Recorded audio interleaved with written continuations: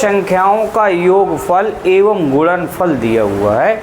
योगफल दिया हुआ 12 और गुणनफल दिया हुआ है 35। ठीक, तब इनके व्युत्क्रमों का योगफल क्या होगा? इस प्रकार के सवाल हर वर्ष एक सवाल इस प्रकार का पूछा जाता है। प्रतिवर्ष एक सवाल ये दिया हुआ रहता है। आप कोई भी पेपर उठाएंगे एनएमएमएस का तो एक सवाल आपको मिलेगा। ठीक है, तो योगफल दिया है और गुणनफल दिया है। योगफल आपको पता है जोड़ना, गुणनफल मतलब गुणा किया गया होगा। अब व्युत्क्रमों का योगफल, तो व्युत्क्रम पता है? कोई बताएगा व्युत्क्रम क्या होता है? संख्या का व्युत्क्रम आपने पढ़ा हो कक्षा 6 में, उल्टा। हाँ उल्टा। कक्षा 7 में भी है, कक्षा 8 में भी है। प्रमेय संख्याओं में किसी संख्या का योगात्मक प्रतिलोम या गुणात्मक प्रतिलोम, तो गुणात्मक प्रतिलोम को ही व्युत्क्रम बोला जाता है। उसी को व्युत्क्रम, उसी को इनवर्स और उसी को गुणात्मक प्रतिलोम बोलते हैं। ठीक है, तो यदि कोई संख्या ए है तो उसका गुणात्मक प्रतिलोम क्या होगा? कोई संख्या ए है तो उसका गुणात्मक प्रतिलोम क्या होगा?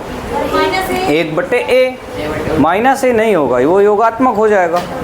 अभी पूनम ने बताया ना कि 1/a, तो ए का गुणात्मक प्रतिलोम हुआ 1/a। उल्टा कर देना, जैसे 2/3 का गुणात्मक प्रतिलोम क्या होगा? 3/2।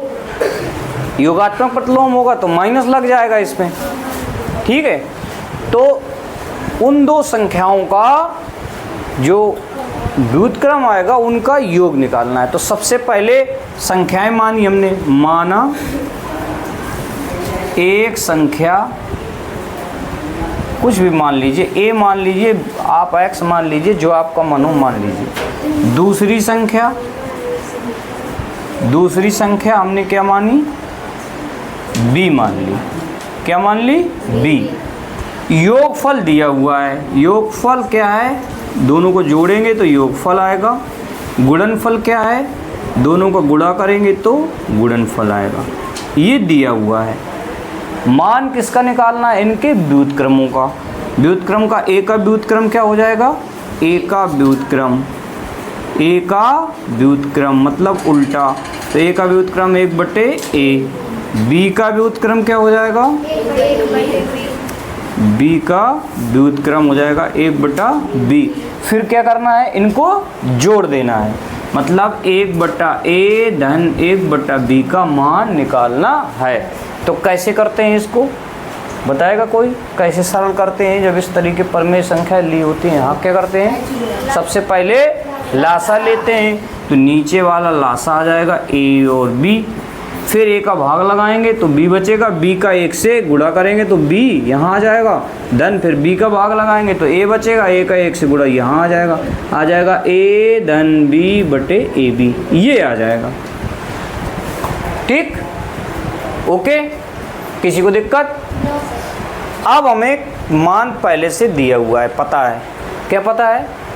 योग कितना है?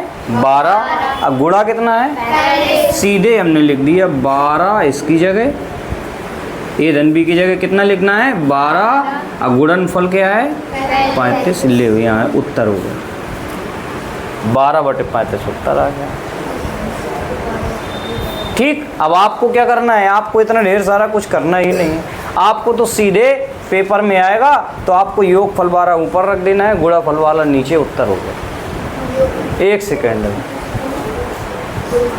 नहीं समझ में आई बात? नहीं आई? अब यदि इसी में देख लीजिए, फिर आप 1-2 लोग कर लीजिएगा। यहीं पर अगर मैं योग लिख दूं 7 और गुणनफल लिख दूं 12, तो उत्तर क्या हो जाएगा? 7/12। आसान है। इनके व्युत्क्रमों का योग पूछेगा, सीधे आ जाएगा इनका व्युत्क्रम 7/12। लो, कुछ नहीं करना, ये आ गया 7/12 हो गया।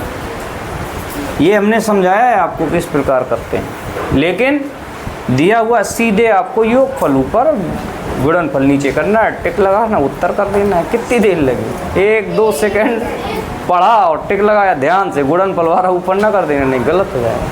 कोई दिक्कत है? एक सवाल आपको मिलेगा हर बार, 1 सेकेंड में आपने कर दिया, कितनी फ़ायदा होगी। ओके, दो संख्याओं का योगफल एवं गुणनफल क्रमशः 11 व 18 है, तब इनके व्युत्क्रमों का योगफल ऊपर हो जाता है, गुणनफल नीचे हो जाता है। अंततः इसका आंसर आएगा 11/18।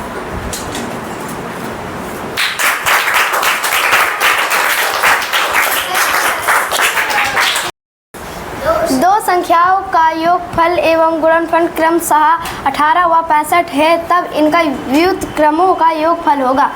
व्युत्क्रमों का लिखने के लिए तो 18 और 65 योगफल आगे हो जाएगा और गुणनफल नीचे हो जाएगा, तो 18/65 हो जाएगा। इनमें से कोई नहीं, 18/65, तो इनमें से कोई नहीं, ऑप्शन सही हो जाएगा।